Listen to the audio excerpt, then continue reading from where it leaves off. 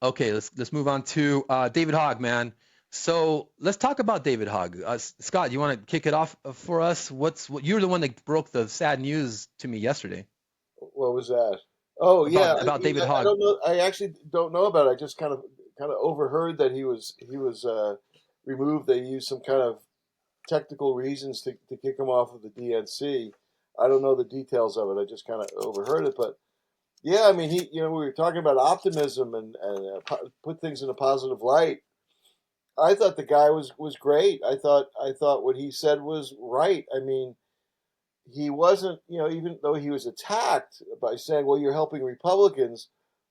What he was going for were the safe districts where Republicans were not going to win. Okay. And Scott, before you dive in, can you share with people, who David Hogg is, and because a lot of people don't know, and kind of what a little Yeah, background there. David Hogg was a young guy who became pretty famous as an anti-gun guy. He was one of the school shootings where he survived, and he's become pretty prominent in the Democratic Party as a young person coming up, and very articulate guy. And yeah, he is among many young people that are saying, look, the Democratic Party is not serving us, and we need to get rid of these old incumbents that have been in there for decades, who are part of the problem. And he tried to do that. He got elected on the board of the Democratic National Committee. From what I understand, he's been removed from that. And he was very articulate what he was saying. He was not benefiting the Republicans. For example, CD7, our congressional race here is definitely going to a Democrat. I mean, the Democrats, rigged the whole thing, with redistricting. They put in, they took in a bunch of Republican and mixed districts and put it into that district, which is why we have Cinco Mani right now, the Republican Cinco Mani, because the Democrats wanted to make that district a very secure district for Raul Grijalva or his daughter or whoever, whatever Democrat would be following next. And yeah, it made the district more Democratic, but it also made the other district more Republican. It was another one of those deals where we complain about Republicans redistricting, the Democrats do the same thing, and it's a nasty game, and it doesn't really serve any purpose at all. But anyway, what David Hogg was trying to do was say, look, in those districts where there's no chance that Republicans are going to win, like our district here, let's go for the best candidate. Let's go for the candidate, not Chuck Schumer, who's been in there since medieval times. Let's get some young people in with new ideas that are going to attract people to the party. Because as it is now, I think the party popularity rate is like 20% or something. It's the lowest popularity rating since polling has been taken. The Democrats are in really real serious trouble. I'm not a Democrat. I'm an independent, but I generally vote Democrat because it's the lesser of two evils kind of thing. It's like, oh my God, I couldn't stand Kamala Harris. Really could not stand her at all, and I didn't like Joe Biden either. But I voted for him just because, what are you going to do? You're going to vote for a fascist, or are you going to vote for a corporatist? I guess the corporatist is a little bit better than the fascist. So, that's kind of how I looked at the situation. But the party's got to change, and because if it doesn't, the Trumpites will continue to win. I mean, the Democrats do not have a winning strategy right now. Okay. Yeah, just David Hogg. The party needs to change, man. Democratic Party needs to change, and they're repressing the change. And Schumer has got to go. Pelosi's got to go. There needs to be new faces. I mean, I don't trust AOC completely, but at least she's a new face, and she's progressive. Bernie Sanders, who's not a Democrat, is at least going out there doing something, rousing up the people. There was a great showing here in Tucson, as there has been all over the country. There's obviously a need and a desire by Democrats and progressives to have a new faces running the party, and yet the old guard, whether it was I was mentioning earlier, Raul Grijalva, who didn't vote for the last year, he was so sick. Instead of stepping down, him and all the people around him, oh, we got to hold on to the power. We have power. You can't quit now. The same thing, Ruth Gator Ginsburg. The same thing with whoever was the Dianne Feinstein was another one. And then there was one, wasn't there one congressperson woman, I think it was, who was in a assisted living for a long time. And, I mean, like, that's insane. I mean, that's just insane, especially at a time now where we're under such a threat by these fascistic Republicans, for the Democrats to just be holding on to power for the sake of power is just really ridiculous, and they're going to lose again. And what I was saying when you left was the Democrats need to take some blame for Trump winning.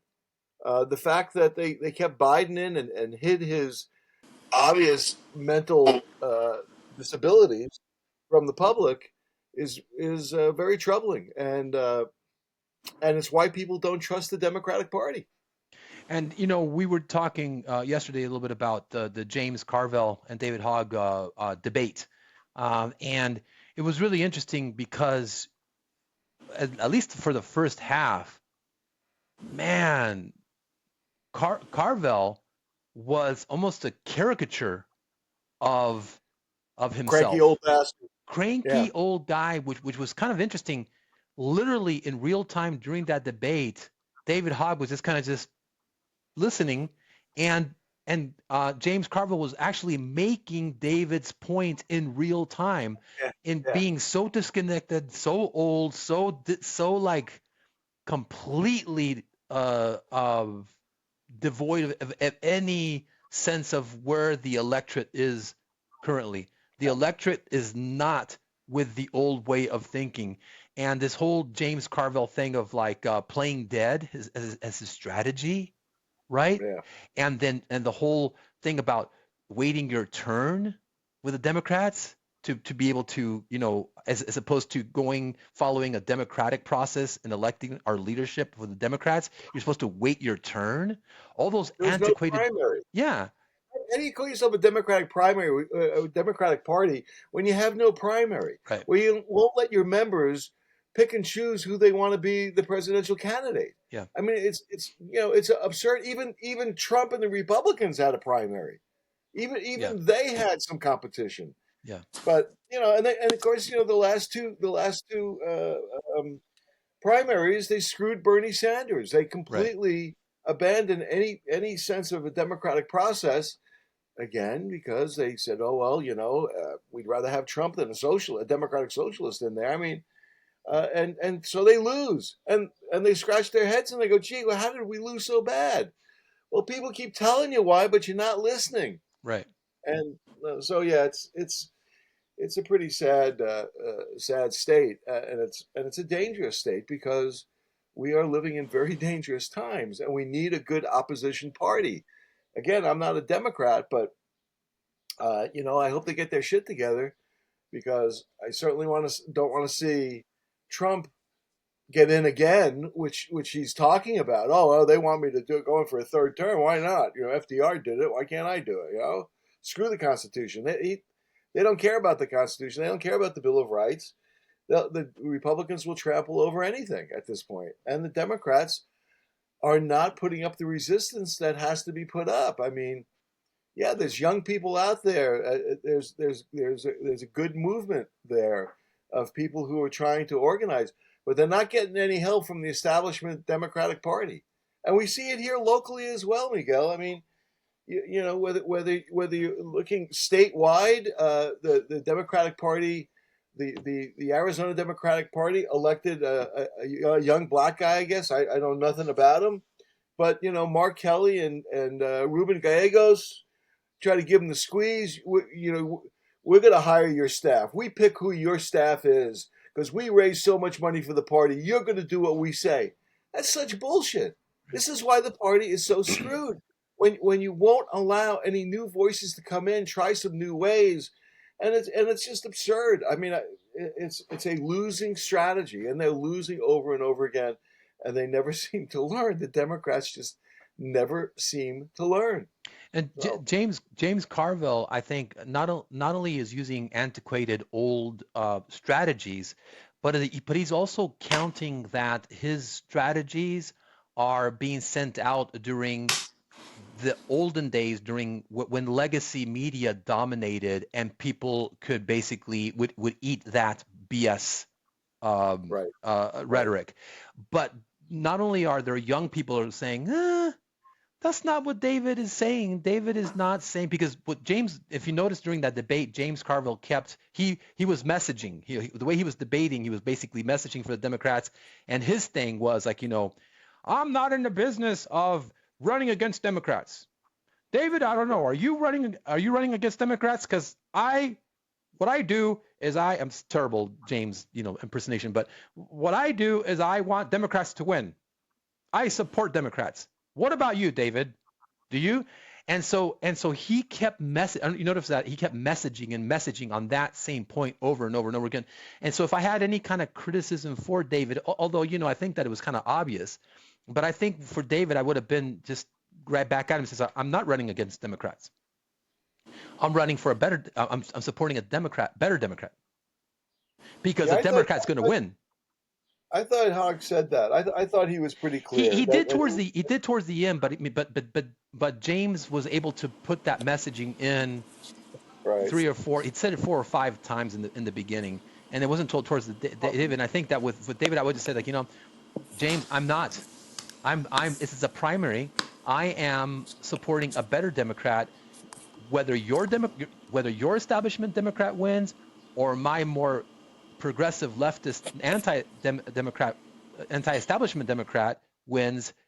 That Democrat is going to beat the Republican because it's in a safe race, because he's Well, only running Democrats in safe races, or primaries in safe races.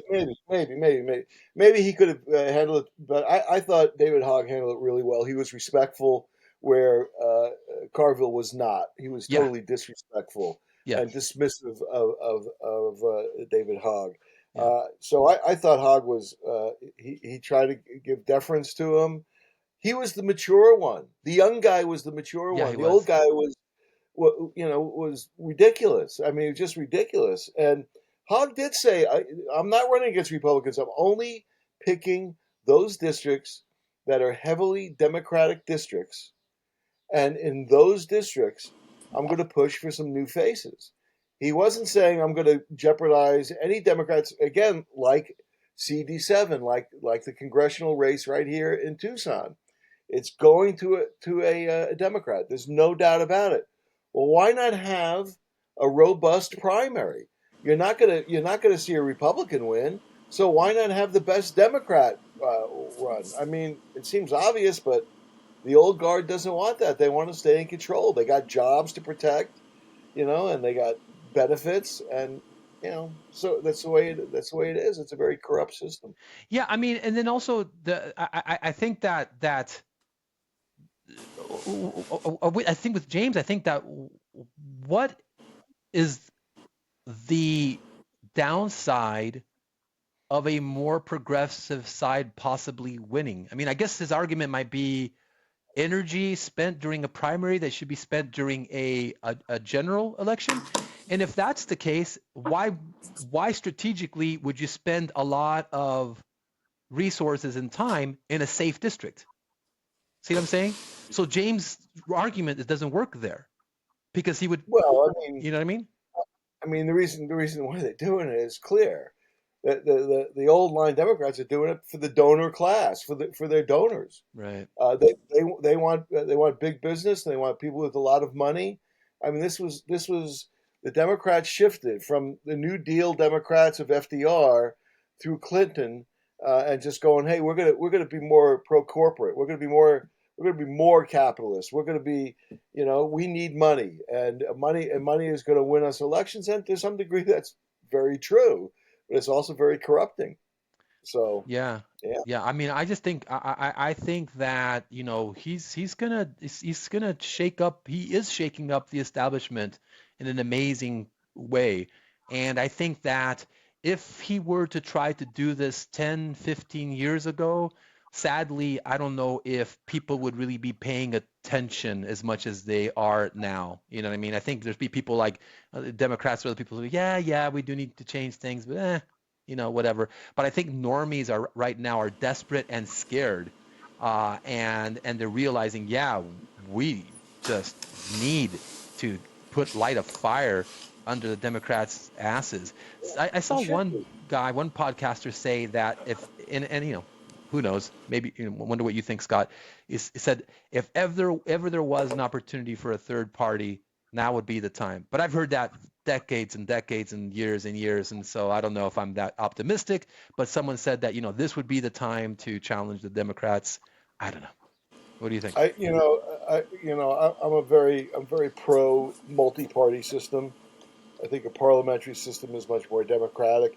We have a two-party system that's incredibly corrupt, and the old joke is, communist China is such a horrible place. They only have one party, where we have two parties. Aren't we great? We have not just one, but we have two parties you could choose from. Unfortunately, that's the way it is. I mean, I'd like to see a third party. I mean, but you know, in that in that area, we've also the left has failed. I mean, you had Bernie Sanders, who probably could have beat Trump. I mean, it's debatable, but he probably could have beat Trump.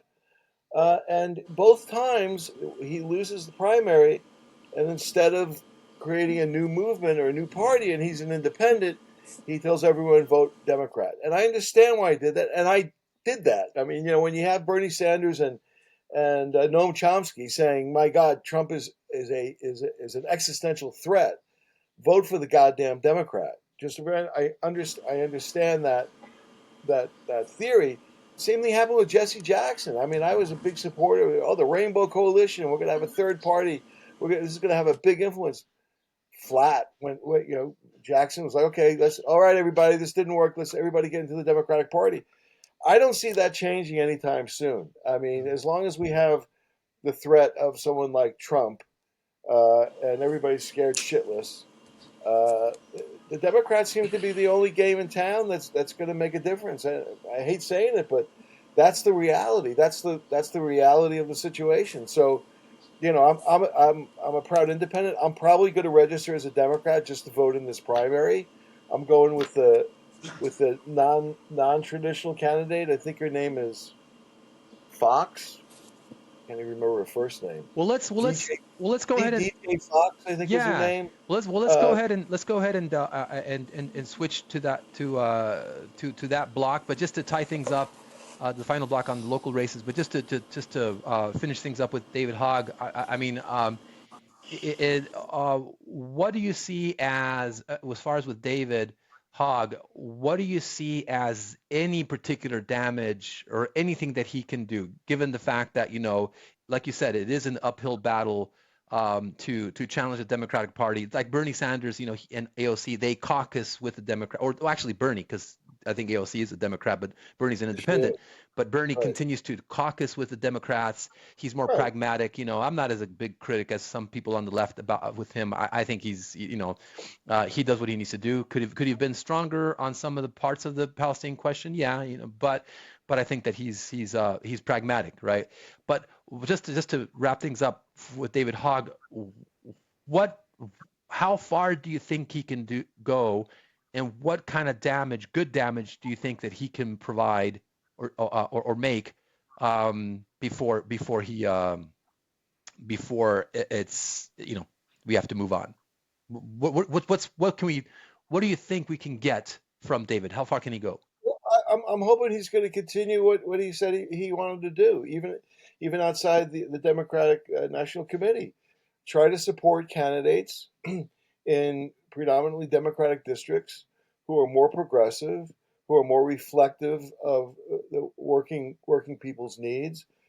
I think he's on the right strategy. I hope he continues it, even without the support of the DNC. The DNC is has been corrupt for a long time, and in fact, he tried to work within it, and then they kicked him out. That's sort of indicative. That doesn't mean he should give up. He should keep trying to do what he's doing, even outside of the DNC. I mean, I'm assuming he's going to stay as a member of the Democratic Party. I don't know. Again, you don't have many options there. Um, I mean, if you look at what the third party votes that they got in this last election, was just pitiful.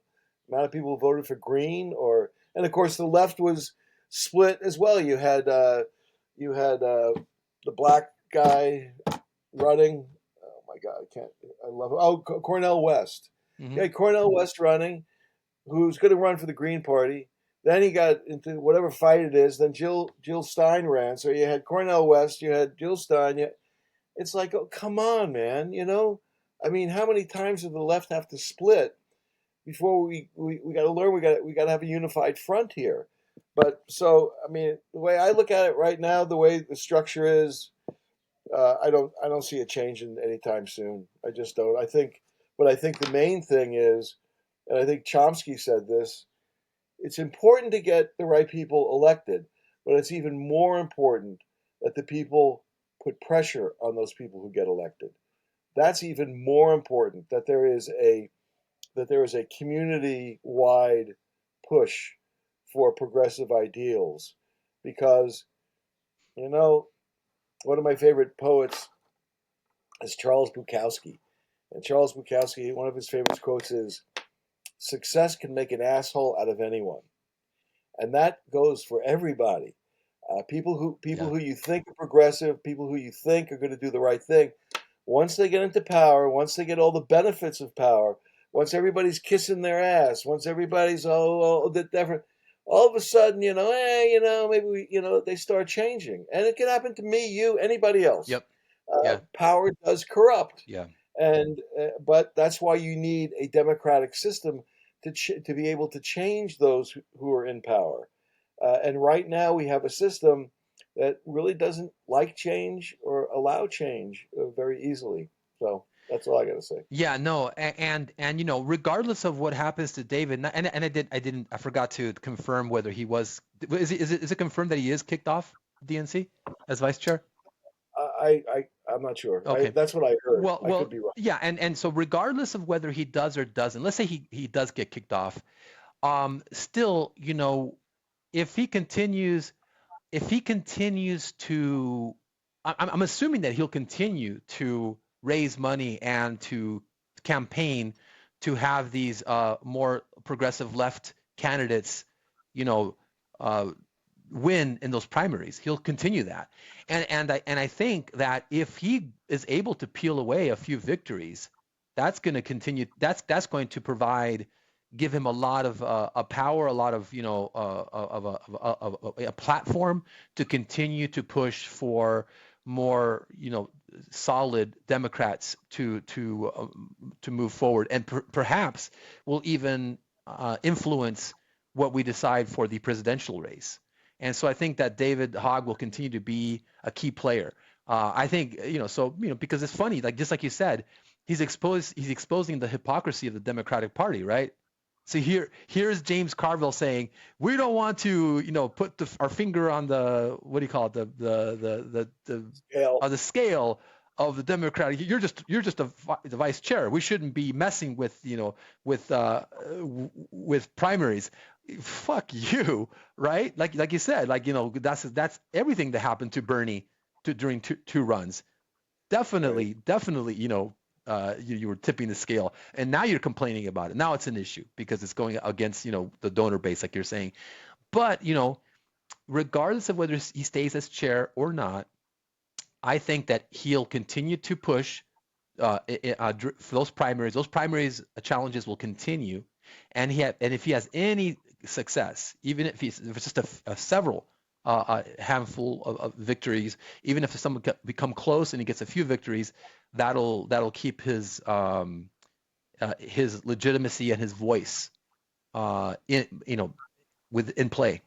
So good for Okay. Let David. me let me let me Yeah. let me read what I just found Okay. here. Just I didn't exactly. I don't think I got it exactly right. Okay. It says in mid-May 2025, Hogg reportedly pitched a compromise plan in which he would remain vice chair but be restricted from accessing internal DNC information about congressional and state legislative races as long as he was supporting challengers.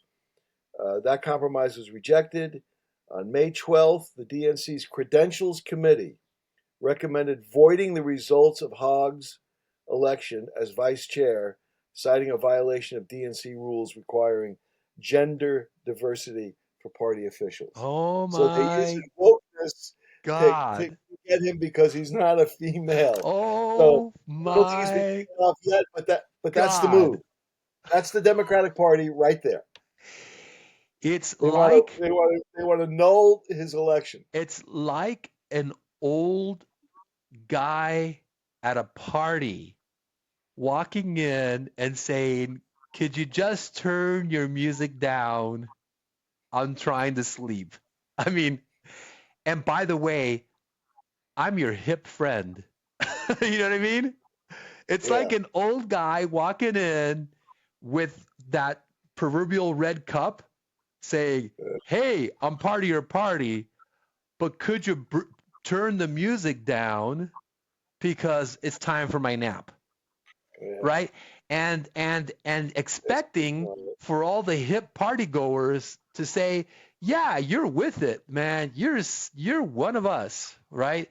It's just such flagrant, blatant bullshit yes, in it in is. in in in broad daylight, and them expecting for us to just kind of not notice. It's funny. It's Right. just funny. The damage has been done, and even and I would even say, and not to hark on the older folks, right?